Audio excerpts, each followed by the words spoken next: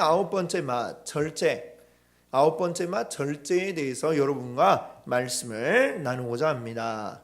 한번 우리 말씀 듣기 전에, 본격적으로 듣기 전에 인사를 같이 한번 나눠볼게요. 옆에 계신 분들과 이렇게 인사하겠습니다. 우리의 목표를 기억하고 이루기 위해 절제합시다. 인사합니다. 우리 목표를 기억하고 이루기 위해 절제합시다. 아멘. 네. 우리 성령의 열매에 대해서 우리가 쭉 계속 생각을 해보고 있는데요. 우리 계속 이어서 살펴보려고 합니다. 성령의 열매, 오늘 이제 아홉 번째 맛인데, 우선 이 열매라고 하는 것은 뭡니까? 결실이라는 말로 바꿀 수가 있겠죠. 즉 우리가 겉으로 드러나서 눈에 보여지게 드러나는 어떤 결과물, 이걸 우리가 열매라고 이야기할 수 있겠습니다. 성령님이 우리 안에 오시면 우리 안에서 성령이 이루시는 역사가 일어나고 그 결과로 나타나는 우리 삶의 모습, 이것을 우리가 성령의 열매라고 할 수 있을 텐데요. 성령님은 그럼 우리 안에서 어떤 변화들을 이루어 가시느냐, 무슨 변화를 이루어 가시느냐, 사실은 이 성령의 열매가 의미하는 것들은 하나님의 성품입니다. 하나님이 이런 분이시고 우리는 그것을 닮아가는 것이다 라는 것이 오늘 이 성령의 열매가 우리에게 알려주고 있는 것이죠. 그럼 이 성령의 열매, 우리 어떤 모습으로 바뀌고 변화되어서 드러나야 되는가, 잘 이야기하고 있는 갈라디아서 5장 22절과 23절을 같이 한번 읽어보겠습니다. 오직 성령의 열매는 사랑과 희락과 화평과 오래 참음과 자비와 양성과 충성과 온유와 절제니 이 같은 것을 금지할 법이 없느니라. 아멘. 예, 그래요. 여기에 쭉 이렇게 이야기를 하면서 성령의 열매는 이런 것들입니다 라고 하면서 사랑, 희락, 화평 등등등 이렇게 9가지를 이야기했는데, 제가 계속 매주 강조를 드렸습니다만 성령의 열매가 9가지가 아닙니다. 그렇죠? 성령의 열매는 몇 가지예요? 한 종류예요. 한 종류의 열매 안에 사랑이라는 맛도 있고 희락이라는 맛도 있고 화평이라는 맛도 있고 오늘 우리가 살펴볼 절제라는 맛도 있다, 이렇게 말씀을 드렸습니다. 그래서 이 9가지 맛이 존재하는 과일, 그것이 바로 사랑의 열매인 것이죠. 근데 우리 사람들이 각각 다 달라요. 우리 다 어떤 게 있어요? 개성이 있잖아요. 그렇죠? 뭐가 개성이에요? 네, 잘 아시네요. 그렇죠? 네, 우리 뭐 개 같은 성질도 있고, 이 각각 사람들이 다 다릅니다. 달라서 이 9가지가 다 동일한 수준으로 모든 이에게 나타나지는 않을 거예요. 조금씩 차이가 있겠죠. 뭐 사랑이 높고 좀 뭐 다른 거 인내는 떨어지고 약간 뭐 이렇게 올라가고 내려가고 차이는 있을 겁니다. 그것이 어떻게 보면 또 우리 사람이 각각 가지고 있는 개성이고, 그것을 우리가 뭐 이거 잘못됐나 이렇게 생각할 필요는 없어요. 어느 정도씩은 차이는 있을 수 있으니까. 그러나 우리가 기억해야 할 것은, 그러나 그럼에도 불구하고 이 9가지 중에 어떤 하나라도 없어서는 안 된다라고 하는 것입니다. 온전한 성령의 열매라면 9가지 맛이 다 살아있는, 우리 좋은 요리는 어때요?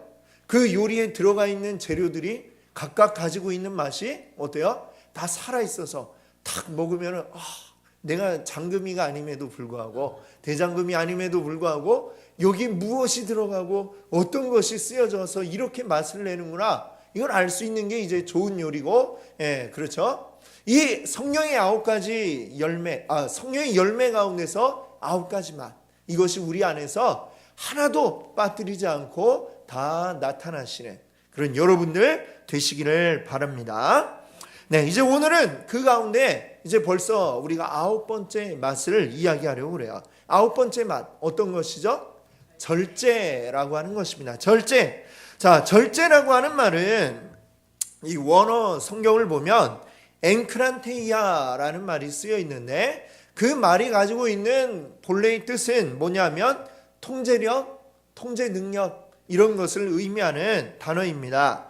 그래서 이 절제라고 하는 것은 결국 뭐냐? 어떤 정도를 넘지 않도록 알맞게 잘 조절해서 통제하는 것, 또는 통제하는 능력, 그것을 우리가 절제라고 이렇게 이야기할 수 있습니다. 그러면 통제하는 대상은 누구이겠어요? 남을 통제하는 게 아니고 나를 통제할 수 있는 능력이 바로 절제라고 하는 것입니다.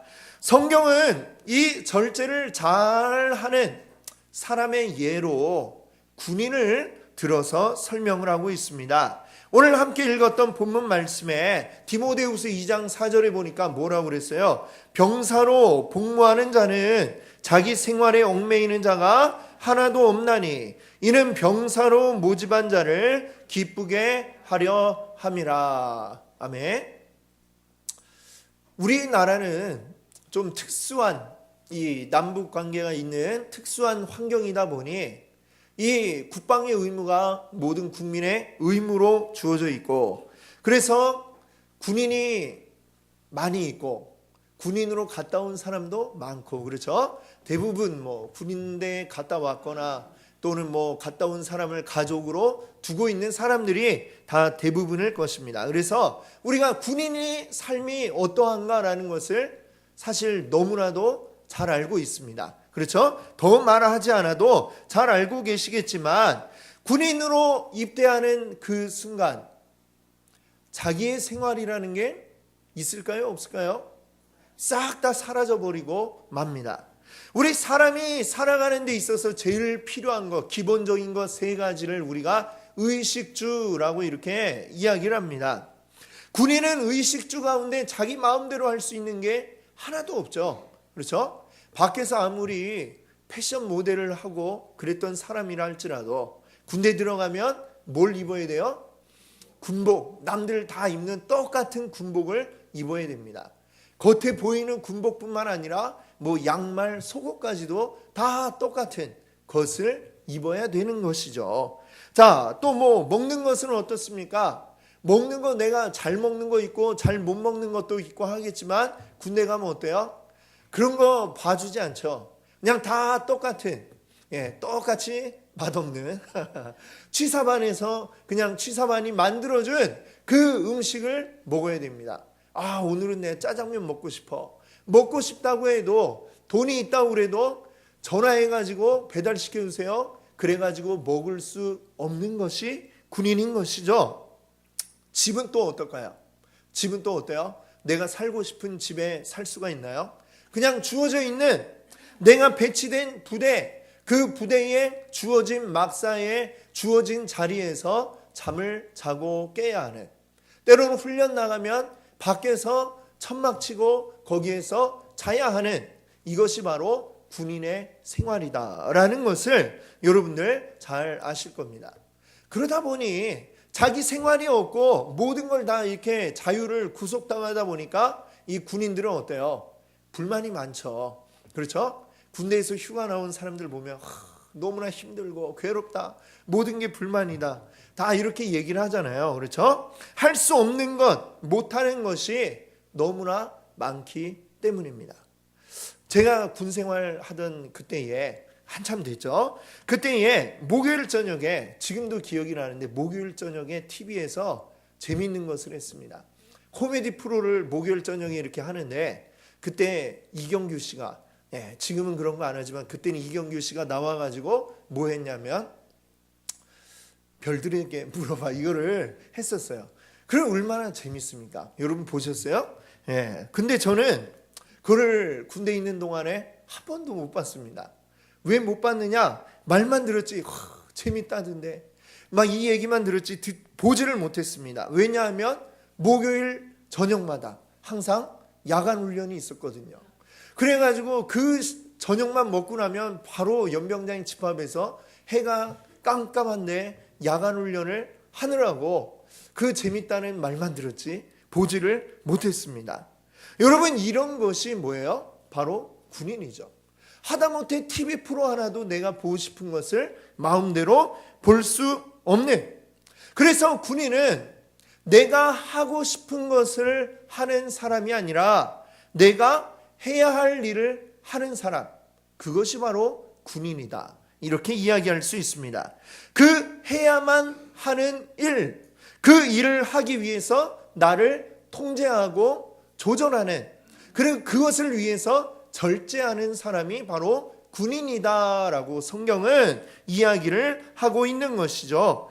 그런데 오늘 본문 3절을 보니까 이렇게 이야기를 합니다. 3절에 뭐라고 했냐면요, 너는 그리스도 예수의 좋은 병사로 나와 함께 고난을 받으라.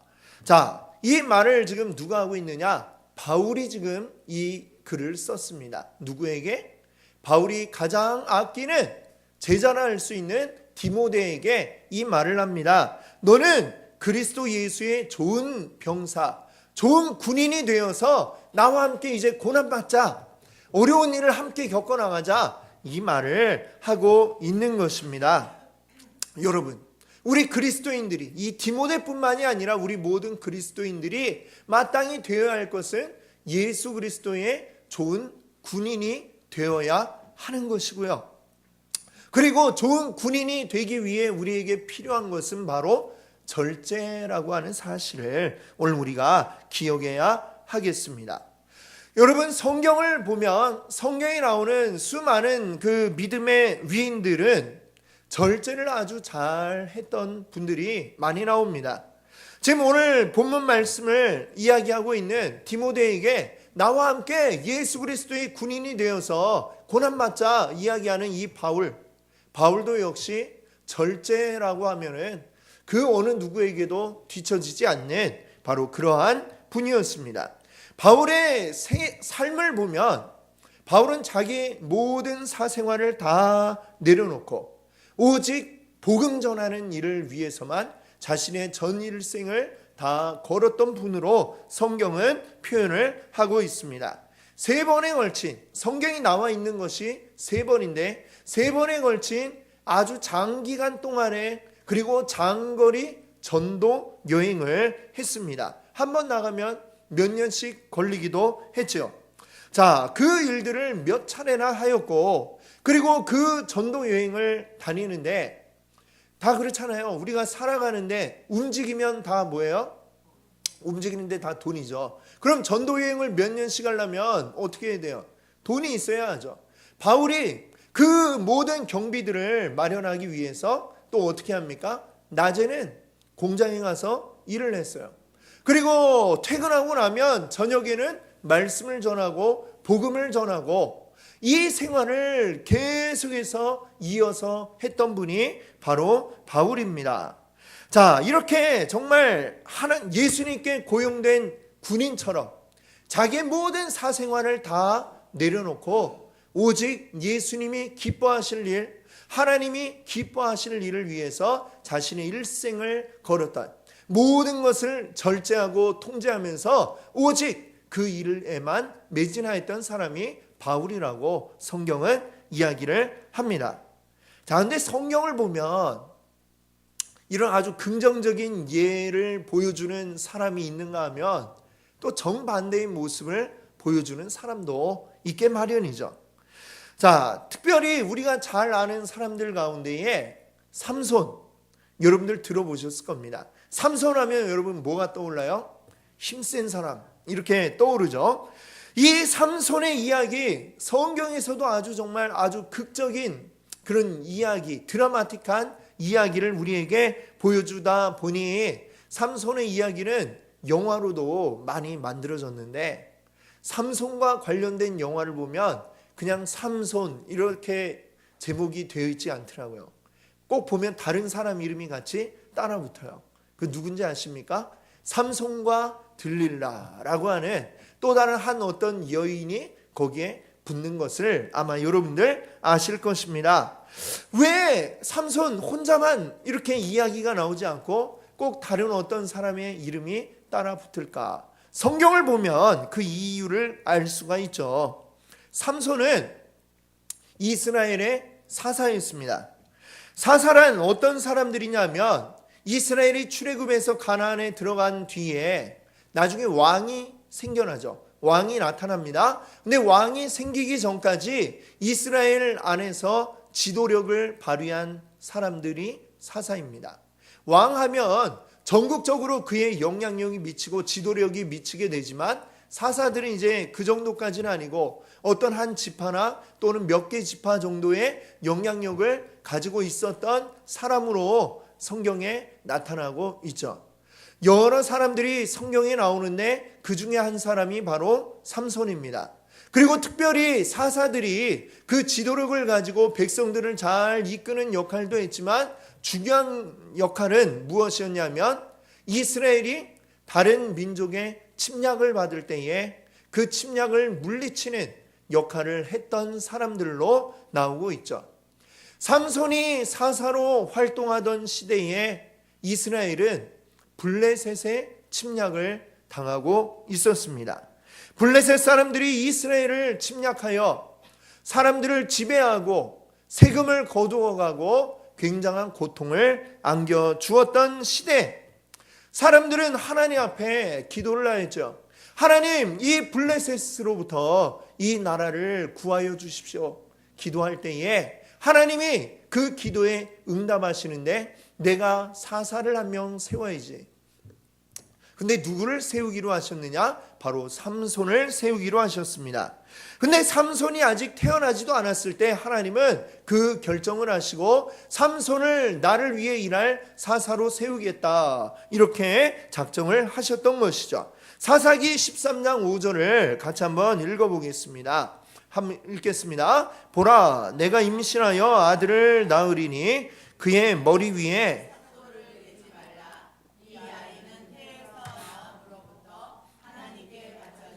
나시린이 됨이라. 그가 블레셋 사람의 손에서 이스라엘을 구원하기 시작하리라 하시니. 아멘. 하나님께서 지금 그 어머니, 삼손의 어머니에게 이 이야기를 합니다. 아직 아이를 가지기도 전에 하나님이 말씀하세요. 너 이제 아이를 낳게 될 거다. 아이를 가져서 출산을 하게 될 텐데 그 아이가 어떤 아이냐? 바로 하나님에게 바쳐진 아이다 라는 이야기를 하죠. 여기 보시면은 그 아이는 태에서 나옴으로부터 하나님께 바쳐진 나시린이 됨이라, 이 얘기를 하고 있습니다. 나시린, 자, 하나님이 이 삼손을 택하셨다라고 하면서 나시린이라고 이야기를 하는데, 나시린은 뭐냐면 율법에 나오는 하나의 규정인데요. 이것은 뭐냐면 나시린은 민수기 6장을 보면 이렇게 설명을 합니다. 하나님께 헌신하기로 특별히 그 헌신 서약을 한 사람을 나시린이라고 부릅니다. 대개의 경우에는 어떤 기간을 정해가지고 뭐 한 달이면 한 달, 1년이면 1년 이런 식으로 기간을 정해서 이 기간 동안 나는 나시린으로 살겠습니다 라고 이제 하나님 앞에 서약을 하는 거예요. 그러면 서약을 한 사람은 지켜야 될 세 가지가 있습니다. 세 가지는 뭐냐면 그러니까 해서는 안 될 게 세 가지가 주어지는데요. 첫 번째는 뭐냐면 포도주를 비롯한 뭐 여러 가지 술을 먹어서는 안 된다라는 것이 첫 번째고요. 두 번째는 뭐냐면 서약을 한 기간 동안 머리카락을 자르지 않아야 된다라고 하는 것이고, 세 번째는 뭐냐면 죽은 사람의 시체를 그 정해진 기간 동안 만져서는 안 된다라고 하는 게, 이게 바로 나시린에 대한 지켜야 할 규정입니다.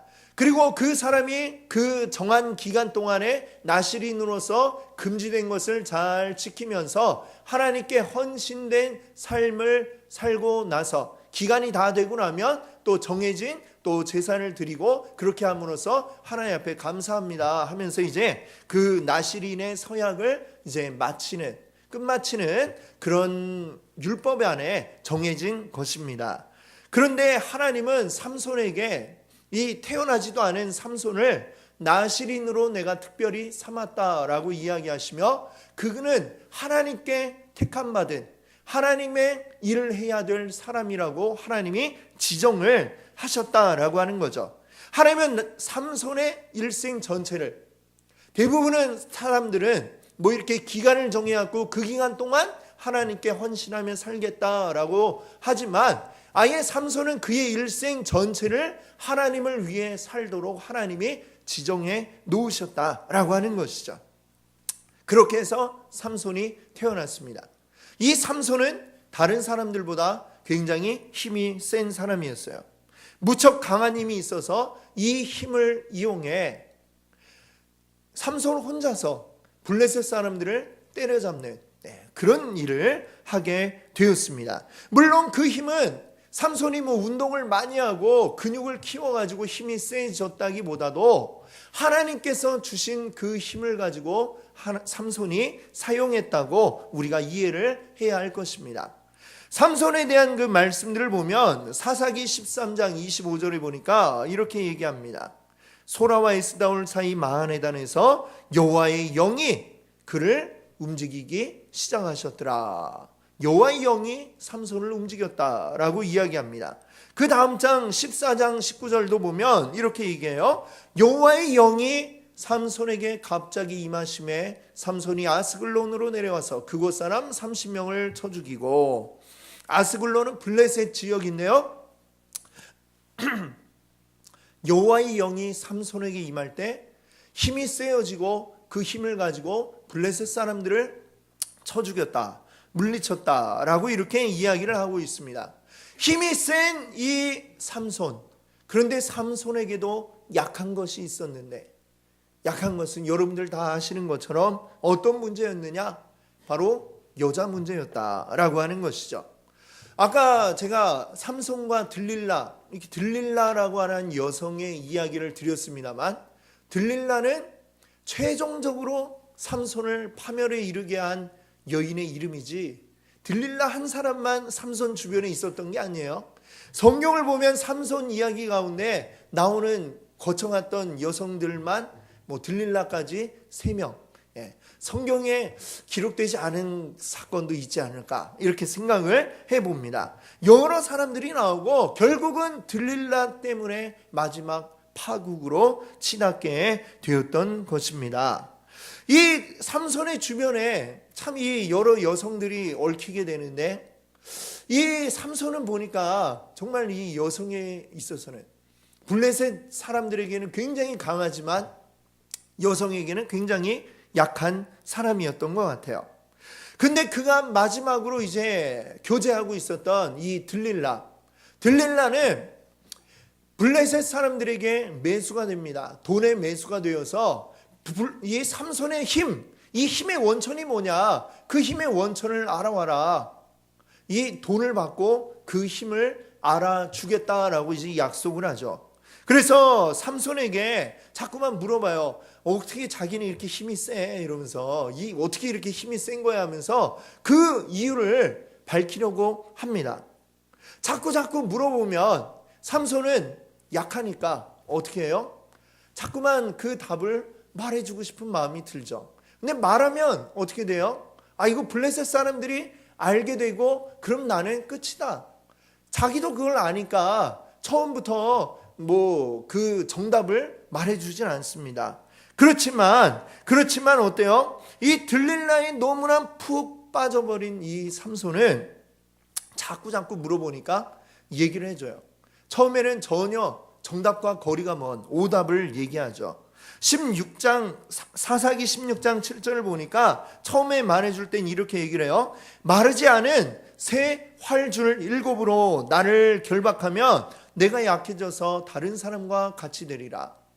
한 번도 쓰지 않은 활을 땡기는 그 활줄 7을 가지고 나를 묶으면 내가 약해진다 라고 거짓말을 한 거죠. 그랬더니 들릴라는 어때요? 듣자마자 바로 그걸 가지고 와가지고 삼손을 묶어요. 묶지만 삼손은 약해지지 않죠. 자, 이 들릴라가 하는 걸 보면 이 여자가 지금 단순히 호기심으로 나에게 이러는 게 아니라는 것을 충분히 알 수 있는 상황인데, 한번 속으면 거기서 그쳐야 될 텐데, 그렇죠? 근데 또 속아요. 들릴라가 또 물어봐요. 어떻게 나한테 거짓말을 하냐면서 또 이렇게 막 어떻게 해야 당신의 힘이 없어지냐 물어보는데 말하면 안 되는 걸 알지만 이 약한 남자 삼손은 또다시 두 번째로 또 이야기합니다. 만일 쓰지 아니한 새 밧줄로 나를 결박하면 내가 약해진다. 또 그랬더니 밧줄을 또 갖고 왔고 또 묶어요. 또 팍 끊어버리는 삼손.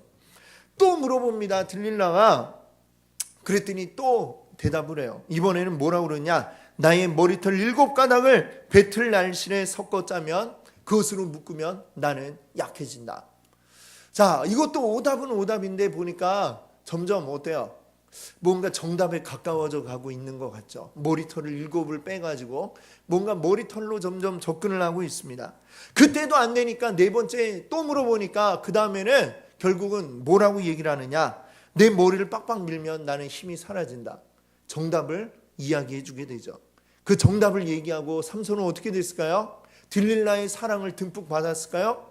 그게 아니라 결국에는 머리 빡빡 밀리고 힘은 다 사라지고 이 블레셋 사람들에게 붙잡혀가지고 포박당하고 눈을 뽑히고 사람들 앞에 끌려가서 조롱당하는 너무나 비참한 상태가 되고 말았습니다. 물론 마지막 순간에 우리는 이 삼손에게 반전이 있었다는 것을 알고 있습니다. 하나님께 부르짖어요. 하나님 힘을 주세요. 부르짖고 하나님 앞에 잘못을 고백하고 하나님 힘을 달라고 하니까 하나님 힘을 주셔서 마지막에 그 블레셋 사람들이 잔뜩 모여있는 블레셋 사람들이 섬기는 다곤 신전이 있어요.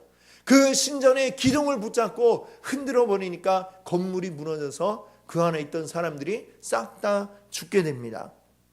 이때에 삼손이 건물을 무너뜨려 죽인 사람의 수가 삼손이 멀쩡하던 때 죽였던 블레셋 사람들의 수보다 훨씬 많더라. 이렇게 사사기는 전하고 있습니다만, 그러나 이것이 아름다운 그런 결말은 아니잖아요. 그렇죠? 삼손이 만약에 들릴라의 유혹을 절제하고 들릴라의 유혹에 빠지지 않았더라면 아마 더 많은 일들을 더 오랜 기간 동안 할 수 있었으리라 우리는 그렇게 짐작할 수 있습니다. 여러분, 우리 삼손의 이야기를 통해서 우리가 깨달아야 할 것이 있습니다. 사실은 우리들이 이 삼손과 크게 다르지 않습니다. 유혹의 종류는 좀 다를 수 있겠지만 그것을 대하는 우리의 태도가 크게 다르지 않아요. 우리는 관대합니다. 뭐에 관대하냐? 우리를 유혹하는 것들에 대해서 너무나 관대해갖고 그를 물리치질 못하고 어떻게 어쩔 수 없지 뭐 하다가 결국 그 유혹에 넘어가 버리는 게 바로 우리들의 모습입니다. 여러분, 관대함은 여러분의 가족이나 여러분의 이웃들에게 베풀어야지 우리를 유혹하는 이 유혹에 관대해서는 안 되는 것입니다. 여러분, 오늘 삼손의 모습을 통해 우리가 깨달아야 할 것은 이 절제에 실패할 수밖에 없었던 결정적 이유가 있습니다.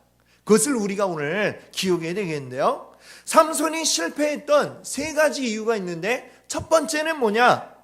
자만심입니다. 자만심. 무슨 얘기냐면 유혹이 우리에게 다가오는데 그 별거 아니지 라고 생각하는 게 바로 자만심이죠.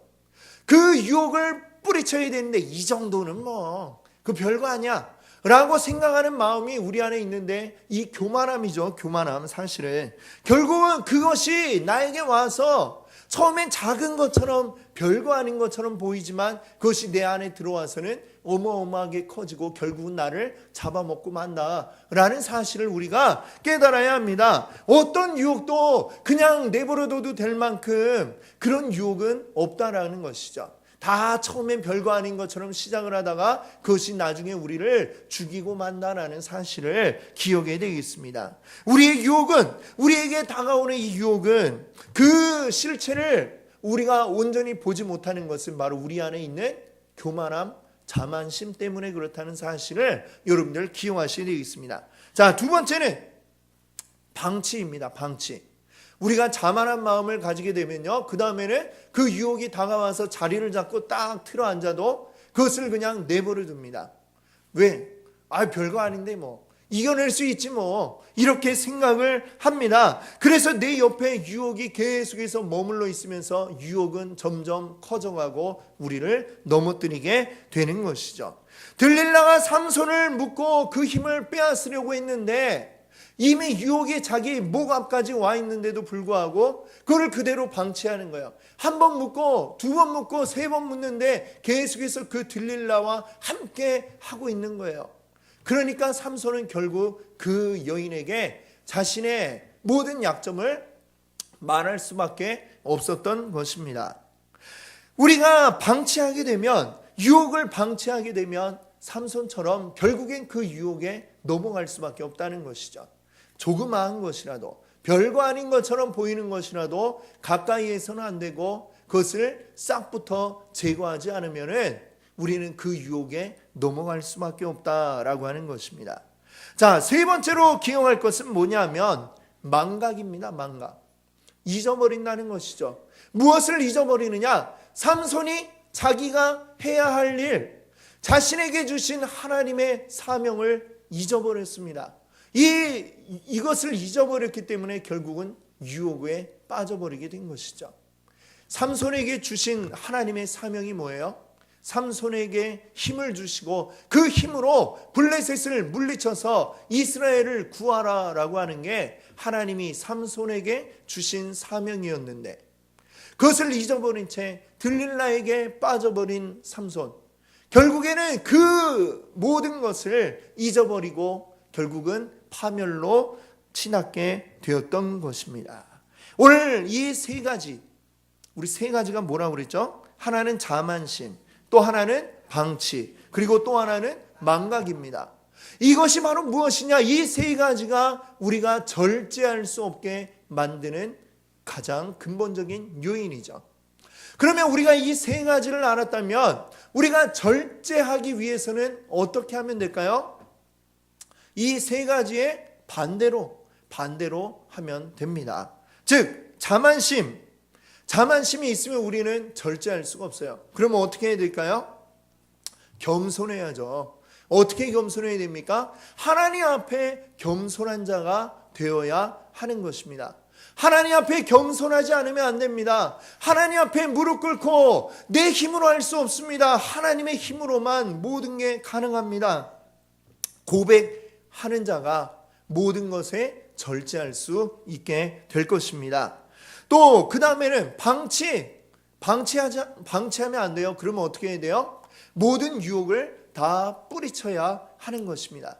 유혹이 다가올 때에 나를 나태하게 만들고 나를 넘어지게 만드는 것들이 나에게 다가올 때에 이 모든 것을 나에게 두지 말고 다 치워버리십시오. 여러분, 알코올 중독에 걸린 사람이 있다고 생각을 해보세요. 근데 치료를 받아서 이제 알코올 중독에서 벗어나게 되었어요. 이제 가정으로 돌아와 일상적인 생활을 하게 됩니다. 그런데 그 사람이 예전에 함께 했던 술 친구들을 매일같이 다시 저녁마다 만나요. 그러면 어떻게 될까요? 괜찮아, 나는 이 친구들 만나고 술자리에도 가지만 술은 절대 입에도 안 댈 거야. 이 생각을 가지고 매일 그 친구들을 만난다고 생각해 보십시오. 그 결심이 오래갈 수 있을까요? 절대로 오래갈 수 없죠. 그 알코올 중독에서 지금 벗어났지만 그걸 유지하기 위해서는 어떻게 해야 돼요? 술 친구들을 막 끊어야 돼요. 그 친구들은 계속해서 나에게 술을 권하니까 그 친구들을 끊고, 아니면 그 친구들과 만나더라도 카페에서 만나서 커피만 마시든지, 이러지 않으면은 그 친구들 아예 만나지를 말아야 나는 그 알코올 중독에서 완전하게 벗어날 수가 있는 것이죠. 그렇지 않습니까? 내 위험을 옆에 방치해 두고서 그 위험에 벗어나겠다라고 생각하는 것은 너무나 오만한 생각이고, 그것을 방치해 두면 나는 넘어갈 수밖에 없다는 것이죠. 모든 위험 요소들을 우리에게서 제거하는 일을 해야만 한다는 것입니다. 그리고 세 번째로 망각이라고 그랬죠. 그러면 우리는 어떻게 해야 됩니까? 잊지 말고 기억해야 되는 것입니다. 뭘 기억해야 되겠어요? 하나님께서 나에게 주신 사명, 내가 누구인지, 하나님은 나를 통해 무엇을 하기를 원하시는지를 우리가 기억해야 됩니다. 나는 하나님의 자녀요. 이 세상에 속한 자가 아니라 하나님 나라에 속한 사람이다 라는 것을 기억하시기 바랍니다. 이 땅을 위해서 살아가는 게 아니고 하나님 나라를 위해 살아가고 하나님 나라를 이 땅 가운데서 이루어가고 하나님 나라가 예수님 다시 오실 때 완전하게 이루어질 때 그때에 놀라운 하나님의 영광 자리에 함께 하리라 라고 하는 이 하나님의 약속을 기억하시며 그 약속을 믿고 오늘 하루하루를 살아가는 그런 여러분들이 되시기를 바랍니다. 그렇게 된다면 우리는 모든 것에 절제할 수가 있을 것입니다. 목표를 잊어버리면 우리는 절제할 수가 없어요. 목표를 기억하고 목표를 위해 살아가는 자들이 절제할 수 있음을 여러분들 기억하시기 바랍니다. 우리에게는 이 세상이 가져다주는 달콤한 유혹이 있고 그것을 따르고자 하는 우리의 본성이 내 안에 있습니다. 이걸 뿌리친다는 것은, 절제한다는 것은 너무나 힘든 일이죠. 힘든 일이지만 우리 절제하기 위한 세 가지 가운데 첫 번째가 뭐였어요? 겸손해야 됩니다. 하나님 앞에 겸손하게 무릎 꿇을 때에 하나님의 힘을 구할 때에 하나님 우리로 하여금 절제할 수 있도록 하실 줄 믿습니다. 절제를 통해서 사실 그 9가지 맛이 있는데 그 중에 제일 마지막이 9번째가 절제잖아요. 원래 모든 그 가수들이 나와서 이렇게 공연을 하면 제일 유명한 가수는 언제 나옵니까? 맨 마지막에 나오죠. 그렇죠? 절제가 이게 중요한 거예요. 중요해서 맨 마지막에 9번째 나옵니다. 왜? 다른 8가지 그 맛들을 잘 살리기 위해서 꼭 필요한 게 뭐냐? 절제가 바탕이 되지 않으면 나머지 것들을 우리가 할 수 없기 때문에 마지막 9번째에 절제를 갖다 놓은 겁니다. 여러분 믿으십니까? 네. 절제가 우리 삶의 바탕이 되어야 돼요. 절제할 수 있는 사람이 나머지 성령의 열매의 맛들을 낼 수 있는 것입니다. 온전한 성령의 열매를 맺고 온전히 하나님의 자녀로서 살아가기 위해서 그것을 위해 가장 우리에게 필요한 것은 바로 이 절제임을 기억하시기 바랍니다. 여러분 우리의 목표를 기억하십시오. 우리의 사명을 기억하십시오. 그래서 우리 영광의 날을 위하여 절제함으로 오늘 이 하루를 살아가시는 또 우리의 삶을 살아가시는 여러분들 되시기 바랍니다. 아멘. 이 시간 이제